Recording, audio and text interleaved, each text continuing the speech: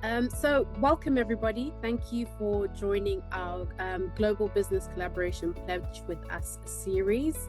My name is Ashley Thompson and I'm the Global Program Manager for the Global Business Collaboration for Better Workplace Mental Health. It's such a pleasure to be with you all here today. Today, we are pleased to have Unilever, one of our founding partners of the Global Business Collaboration for Better Workplace Mental Health, joining us. We also have Fidelidade, who are a member of the Mind Forward Alliance Portugal chapter, joining us as well. Our panel discussion will be focusing on how data can be used to measure the impact of mental health and well-being initiatives within our organizations. We know that organizations around us are working to take positive steps to support people's mental health within their mental health and well-being. And as such, we'll put in policies, practices, and processes in place. We also know that what doesn't get measured can't get managed. So how do we know that the changes we've made are useful? How do we know that the initiatives we've introduced need to be tweaked? What do we measure and when do we measure it? So these will be some of the questions that we will address today as part of our conversation. And I'm delighted to welcome our two speakers today. So we have Sunita Wazir, who is the Head of Transformation, Global Health and Wellbeing at Unilever. Welcome, Sunita. And we also have Rita Lago, who is the Head of Corporate Culture and People Engagement at Fidelidade.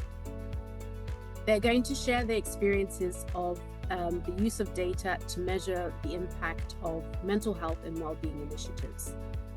So I will hand over to Sunita and Rita. Sunita and Rita, if you could please introduce yourselves, and can you share what steps your organization has taken or is currently taking to support and advocate for good mental health? Thank you. I guess I can get started and then I'll pass on to Rita.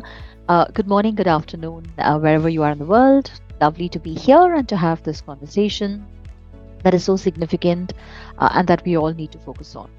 I'm Sunita and I'm dialing in from Mumbai in India. I am the Head of Transformation for Global Health and Wellbeing at Unilever.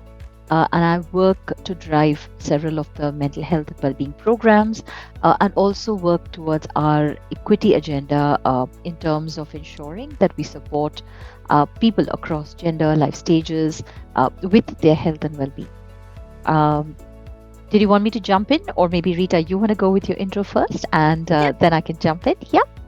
Sure. Thank you, Sunita. So I'm Rita. I work at Fidelidade, which is the leading insurance company in Portugal, and I run a department or a team of culture and people engagement where we look into issues regarding well-being, diversity, but also the importance of engaging with workers and ensuring that they are actually well committed with the company and the values that we share. Yeah, so Sunita.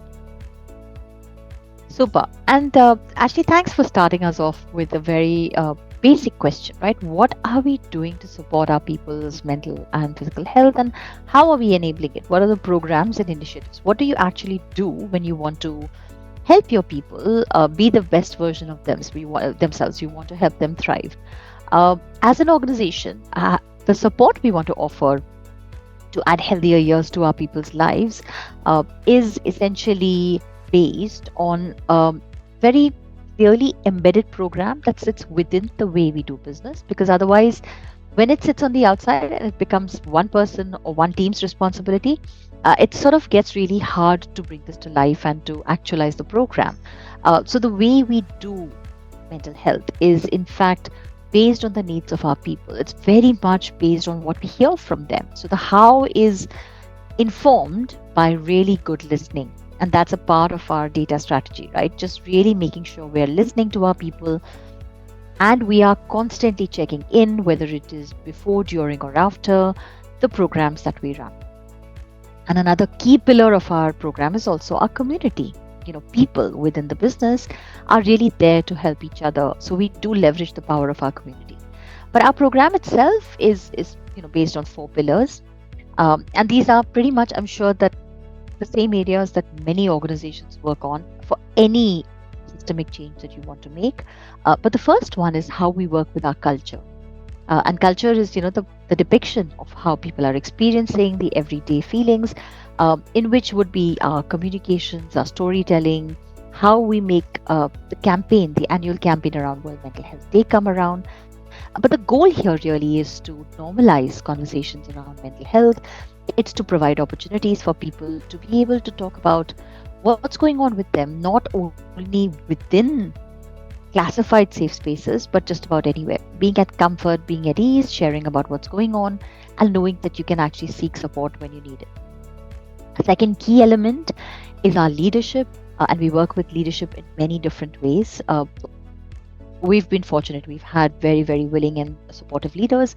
What we've also worked on is building capability, building the skills within them, which is not something you want to assume, right? We do need to dial those up. We need to build education and awareness. We need to help them with self-awareness. So that comes in the form of line manager training on mental health, working closely with leadership development. As people continue to rise, we make sure that they have the tools they need for mental health and to understand how to do the day-to-day check-ins, right? The daily conversations. How do you show up in moments that matter, but also how do you show up on a daily basis with your teams? The third area that our framework focuses on is, of course, prevention. So a lot of opportunity within the workplace for leaders, for individuals to assess through programs like our team energy assessment, psychological safety program. We have measurement that can help teams actually go forward and work with one another to support one another. And those tools provide reports, they provide, guided ways in which to run debrief sessions, so you can actually come up with plans and then track them. And then we've got programs like Healthier You, which is our whole person health program. We've got our peer community, and that I think also sits within the fourth pillar, which is support. Unquestioning support, right? Earlier and earlier support for mental health. So our mental health champions program, which is very much like an ambassador program. Again, peers that have learned the skills on how to speak to people, be judgment free, offer support, signpost to the right help, and ensure people get what they need. Besides that, there's of course external, confidential, 24/7 support through employee assistance programs. Again, very multilingual because we have a lot of geographic and demographic diversity. We are located around the world. We need people to be able to get the support in the languages they're used to. And that comes with a slew of training, guidance for leaders. How do you support team members in bereavement, PTSD, other spaces? So it's sort of, I would like to describe it in one sentence as a holistic program that not just addresses a problem or puts the onus on one individual, but offers across individuals, teams, leaders the opportunity to help oneself, help one another. Thank you. I'll pass to Rita. Thanks, Sunita. And I think the word you just mentioned, holistic, it's really what we also work on. And I heard a lot of similarities, but also I think the main difference in what we have focused, and perhaps this has to do with being at an earlier stage, especially when you're in an earlier stage in the company of building mental health programs, which is important, and Fidelidade we clearly at, is about focusing on well-being as a whole. So a very holistic approach to well-being in which mental health is a key element, but we are still at a stage in which we are not actually separating and creating specific support programs for mental health. Clearly, in a company, when you are starting to work on topics such as mental health, in which we still have a lot of taboos, especially in the Mediterranean culture, so southern part of Europe. The mental health is still quite of a bit of a taboo, and there has been a lot of work done even in society, and we have tried to put that over.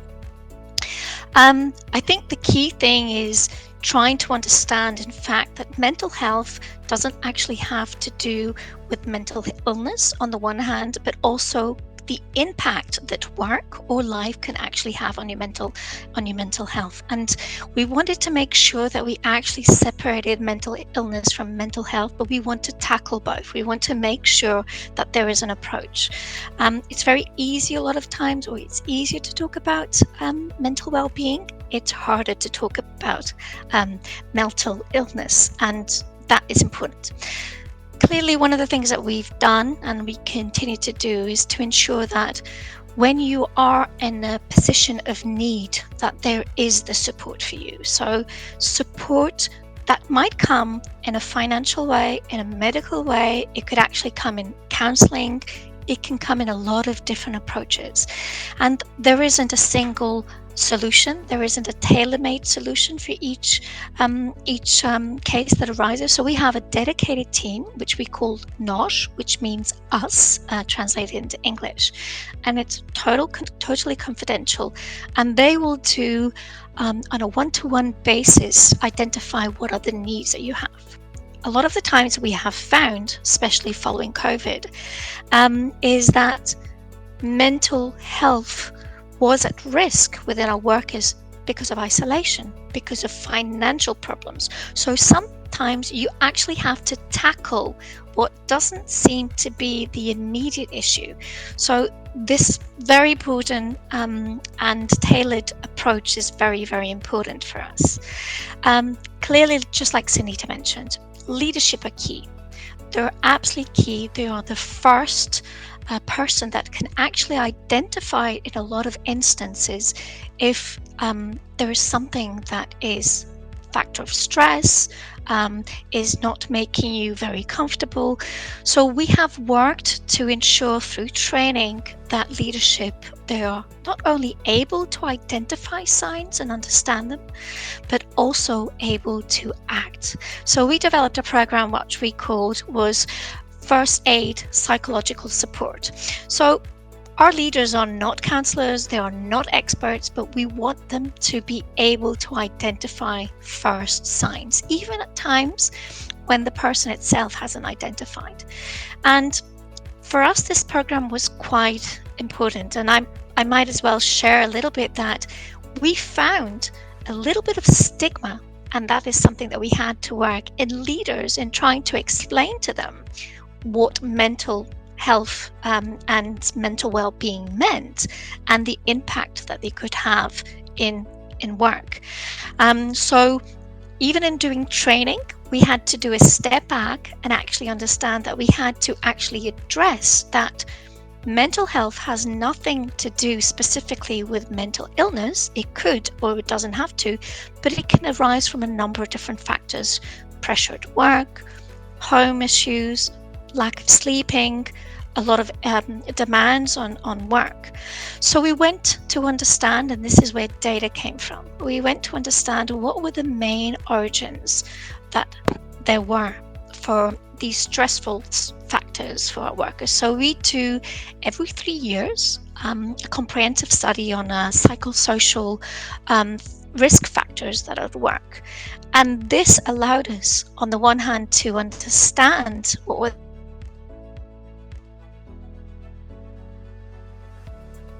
the driving issues, but actually then to recognize the signs if actually there are actually issues there. I think the big thing that we have tried to do is to actually, just like having an holistic approach, is actually to having a company-wide approach. So we want to bring occupational health into this. It's not just about whether you can see or hear if your cholesterol levels are okay or your blood pressure, but actually how are you in terms of mental health. So occupational health as well, but also in terms of well-being programs, support programs, exercise programs, and just to have a very, very holistic approach at it as well. So Thank you, Rita. Thank you, Sunita, and thank you for sharing your approaches. It's actually interesting to see Rita, in your instance where you've said you're sort of in the beginning or in the initial stages, you're quite early on in the journey. And with Sunita, you're quite advanced, but also there are a lot of similarities in what you are actually, both organizations are pulling out and focusing on. Specifically the holistic approach to supporting colleagues when it comes to their mental health, and it's not just being limited to your physical mental health, but actually looking at the whole person and how things around them will actually be impacting their mental health. So thank you very much for starting off our conversation. So I'd like to move on to our next question, and I'll put this to both of you. So based on your experiences, can you share what you think are the benefits of actually using data to measure the impact of any of these initiatives that you have implemented when it came to mental health and well-being? And actually, can you touch on what has data actually revealed, and has that impacted your next steps or your strategy? So I'll hand over to you, Sunita, and then we can go to Rita. Sure. Thank you. I think it's a beautiful segue into what we really want to talk about, right? Why are we bothering with data, and what's the reason that we want to get this right, and why would we want to inspire any organizations that are starting or advancing or moving forward? But remember, the work is never done.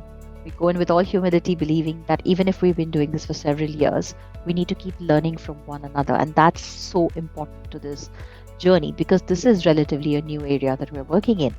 But why data, and why measurement, and why does it really help? Amongst other things, to keep the funding going, right? We're all standing up there and trying to struggle and fight for financing different initiatives for our workplace and for the people that the talent that delivers our outcomes. And the reality is that supporting people's mental health will in fact enable them to be able to lead for performance. That's one of the things that data from external sources shows us, right? Well-being is inextricably linked to better performance. This is something that a lot of studies from Deloitte, McKinsey, Kantar, Aon, all of them show that what do people really want? Work is a critical determinant of well-being. Rita said it as well. It is a big part of what we do in our lives. There's also just a different kind of workforce, right? Multi-generational workforce with different backgrounds, different expectations, and there is the expectation of increased personalization. And in these situations, if the programs that you tailor are for only one specific set of people, or they are dated, or they are only using one medium, they're not going to have impact. What the data has showed so far is that people are impacted by the workplace. They are very, very much affected by how work is done. And we know that there are some groups of people that are far more impacted. When we want to see the impact that data can have, it helps us just filter how we design these programs, right? It brings design thinking right from the beginning. What's going to appeal to the audience? What potentially are the key areas? What are the issues we're looking for? A little harder for physical health, but there's a lot of lessons to learn. A little harder for mental health, a lot of lessons to learn from physical health, because physical health data is available. Mental health data, especially in parts of the world, right, where I'm sitting, Asia's, in Africa, there isn't that much access to mental health data. We've got to learn from what's happening in the West. There's data available within, large parts of Europe, the US, Australia, lots of advancement in mental health. But when we looked at what the trends are, the impact that work and the way we work has on people's health, and the other way around, right? How does health impact work? Chronic health issues, obesity, weight reduction programs, all of these will see, outcomes where people's performance and productivity will improve. So we need to use the data to do initial assessments to see what kind of activities we need to put in place. Are those going to be customized? Are they going to be general? Are they available to everyone? What's the best way to deliver these programs? And lastly, what's the impact they're having? I love when you said earlier, right? What you don't measure doesn't get done. What you don't measure doesn't get treasured. And if we don't measure, this is actually one of the topics I really love talking about, because when we started our work in the space of well-being programming and mental health, we didn't calculate the impact. And so now everywhere I go, I always make it a point to tell people, whatever program you're starting, bake measurement and tracking into the way you do it. So let me take a simple program, right? We have a lot of our organizations running peer support programs. We know earlier and earlier conversations help.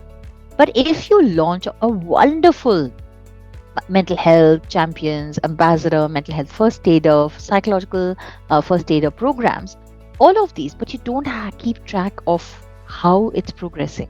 If you don't keep track of the training that colleagues are receiving, even as willing peer community supporters, there is going to be some gaps, there's going to be failures, there's going to be no impact. And if you don't show impact, so you have to measure what happened at the start, get a baseline, see where people are. Then you run the training, you run the initiative, you run the program, and then there's a shift. And the data will show you if people are better off. When people come to the workplace, we want to leave them better off. That's the idea, right? That's how we build workplace human sustainability. There's a beautiful Deloitte paper that talks about how we need to build human sustainability in the workplace, right? And if we are not helping people evolve, we're not helping them evolve in their skills, we're not helping them evolve in being better off when they leave us from when they came in, then we haven't done our job well. So data and the analytics we use are the things that will help us measure whether these programs are impactful. And going back to my first point, if we don't measure, get funded. If we don't get funded, we won't be able to launch and continue to use these programs. So it's almost a cycle that we need to watch out for and then closely track as well. Rita, I'll pass to you. Yeah, I mean, definitely. And Sunita just said it. If you don't measure, in our case, if you don't measure it, you can't actually show that there's an issue. So we actually took the stance of using data to highlight what we knew was already happening on the organization. So the first step that we actually did was in a organizational climate study, and we found out that well-being and how well people felt in the organization was one of the areas that was worst, shall we say, evaluated. So we wanted to deep dive into understanding why. Now, of course, there are many different factors. It can have to do with pay, with the impact that this has on your financial security. It could have to do with leadership. It could have to do with how well integrated you feel in the company. So we wanted to deep dive into this. And one of the things we wanted to do was to understand specifically the relationship between the pressures at work and the well-being and the mental health. So we found a lot of very interesting things. I mean, we found on the one hand that could actually show that there were significant differences within parts of the company. So we are a company actually that owns a number of other companies. So within the group here in Portugal, there were very different issues happening in different sectors of the group. So we had, for example, areas of the company which we call more industrial based. So if they have claims management, so it's a very ongoing, repetitive process. One of the things that was coming up was the lack of, shall we say, of cognitive challenges. The cognitive challenge wasn't there, and that was creating stressful impact. So the level of stress, because of the time, the SLAs, the repetitive tasking, had a lot of different impacts on health, especially on mental health. On the other hand, areas that weren't so much process-based, they had huge negative impact of excessive cognitive attention that was needed. That was then connected to very poor sleep, then connected to excessive demand and lack of concentration.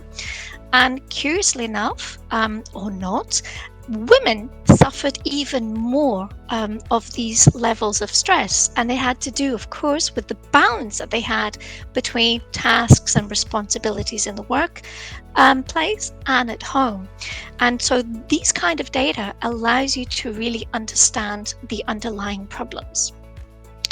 I think data as well is key when we talk about mental health and non-physical health, especially when it is still, like I said, unlike Unilever, we are still in the early stages, when these are taboos and when it's hard for top leadership to understand that it actually has an impact on productivity, especially when there is no impact on productivity.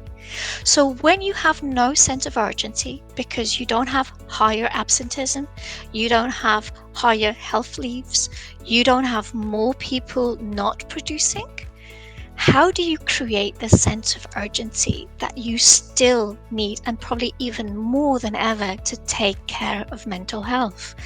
And that clearly was a challenge, and I think it's still a challenge, especially in larger companies where, you know, the lack of productivity is almost like melted away in the large number of workers, so it's not sensed. So data is essential.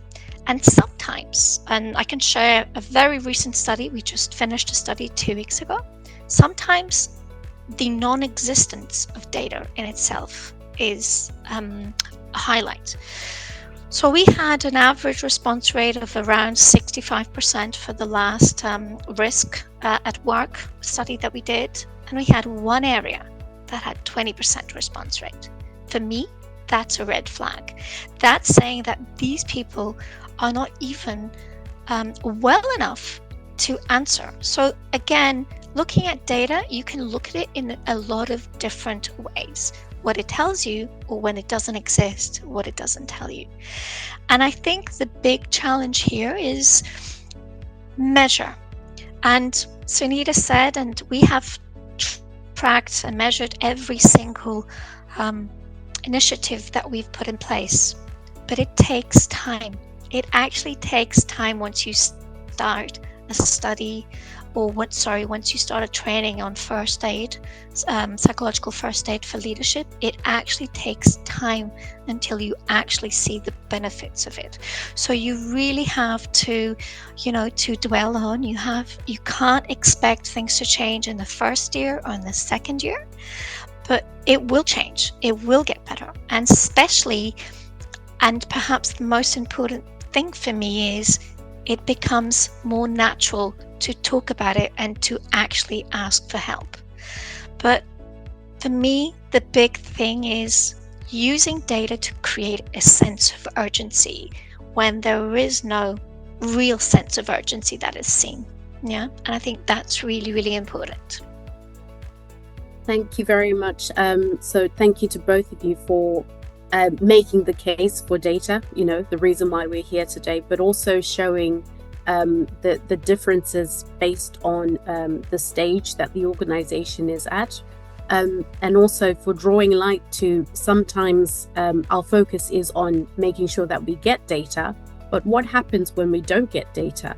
Is it something that we then sort of take that as, we don't need to focus there, or should we actually be drawing our attention to that area? So thank you very much for those responses. So for my next question, Sunita, I'll come to you first. Can you talk about Unilever's approach to data collection? So you are a global organization. What are you collecting? How are you collecting it? And is there any difference in how you're collecting this data across the regions? Yeah, and I'll be a little shorter so that we can use time. I think one of the things actually that we need to really focus on is protecting privacy. That's of primary importance, right? Not just, yes, there is stigma, and we need to be careful moreover because of stigma, because people are really worried at a deep core level. There is stigma around physical and mental health, and people want to have that opportunity to decide who they want to share, what they want to share with. And so employers are not by right someone that should just use that data. We do need express consent to collect information, right? That's always going to be the baseline, right? That's the sort of founding reality.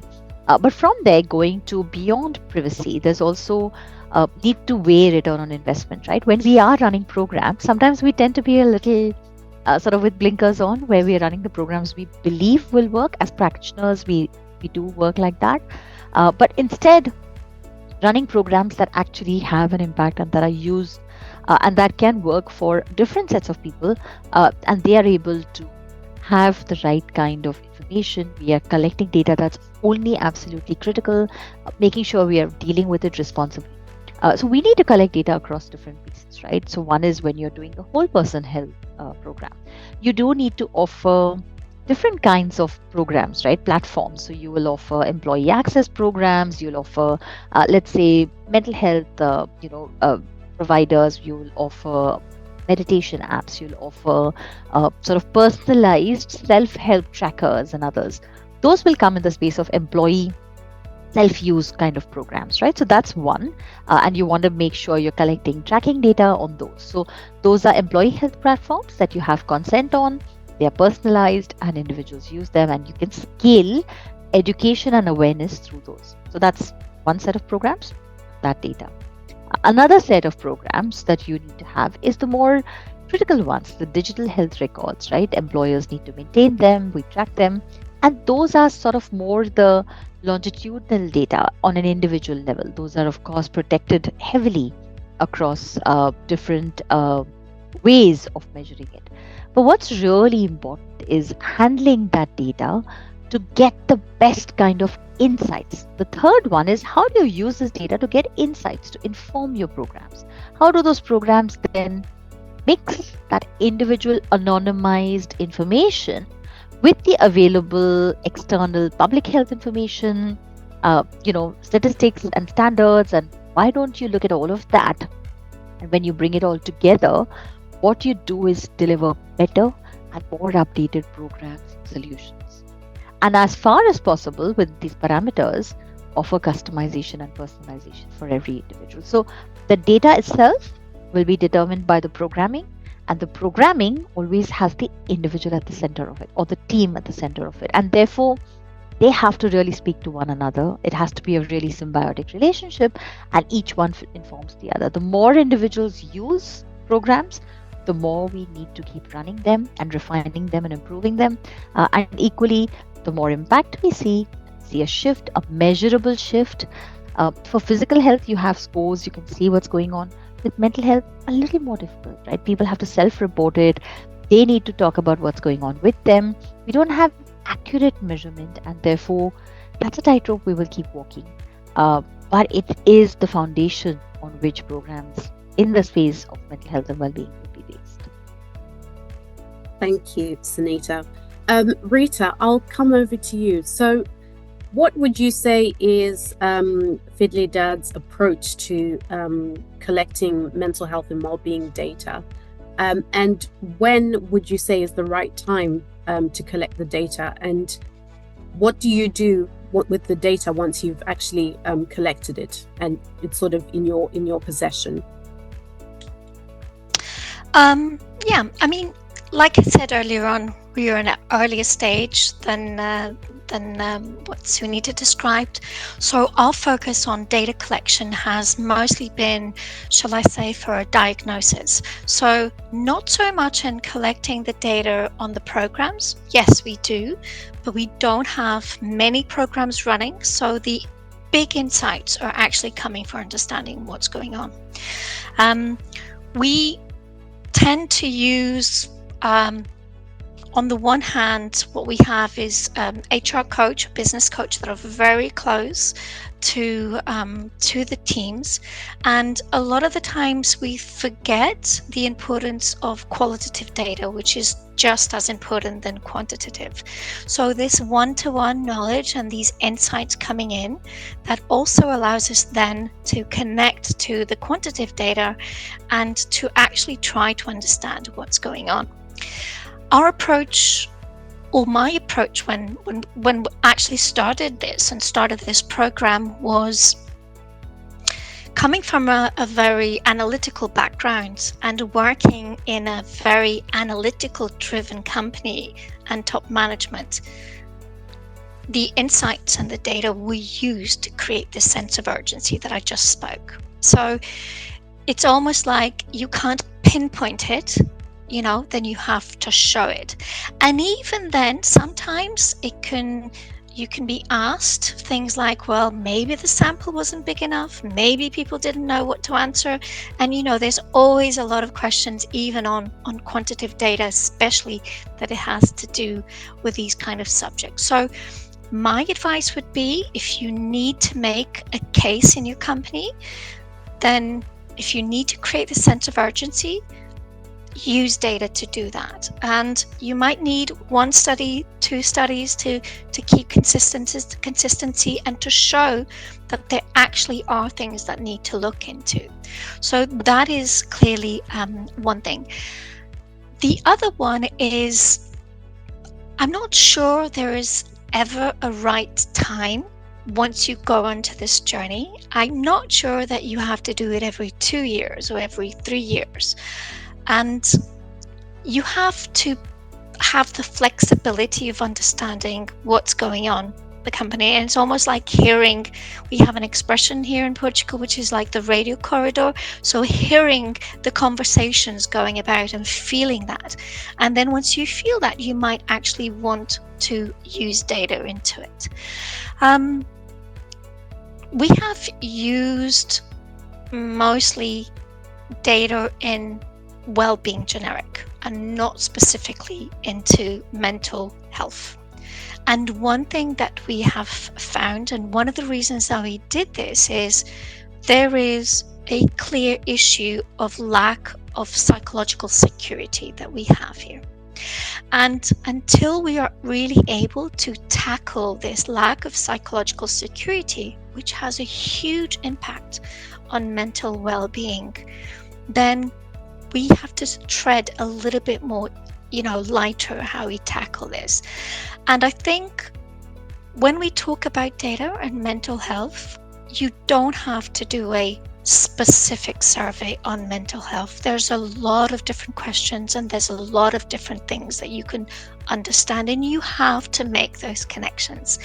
For example, if you have high levels of people saying that they feel there's excess favoritism, if you have high levels of people saying that my leader is not interested in me as a person, or I don't feel safe, psychologically safe to give my opinion, surely that means that there are mental health issues that will be generated because of that. So look at even to the data that you have, and I'm sure that every company has data within, and look at it and make use of it. It doesn't have to be very, very specific. I mean, data can tell you a lot of different things. You just have to almost like ask questions and see what it gives you back. Thank you both, and thank you, Rita, for highlighting that the data that we have shouldn't actually limit us. We should actually be able to broaden our search, or what we are trying to discover and or improve on based on our data. So I can see that we are fast running out of time. So I'm just going to go to our last question for our panelists, and then we'll hand over to questions from our guests.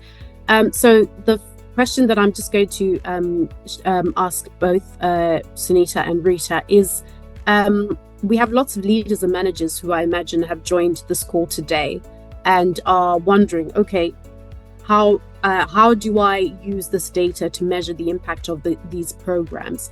Can you touch on any lessons, whether it's a success or failure, that you can sort of give them as a takeaway as they sort of progress on their journey with using data? I'll come over to you, Sunita, first. Yeah, and I think a good example is, for leaders and managers, right?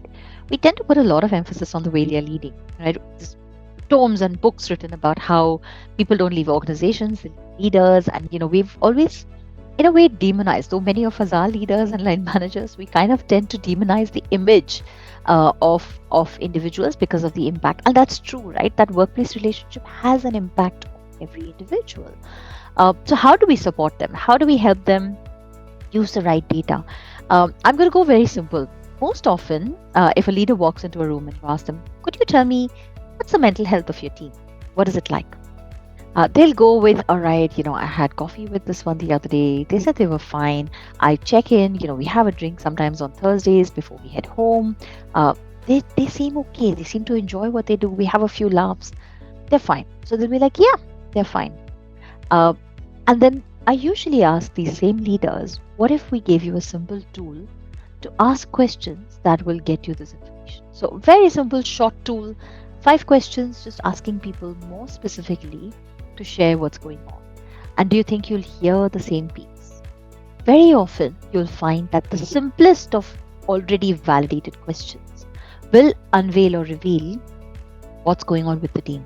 That's far more accurate. So, even the most well meaning leaders might look at cues that they're getting from people and assume, make assumptions. So, my simple plea is don't make assumptions. Use measurement tools, however simple they are.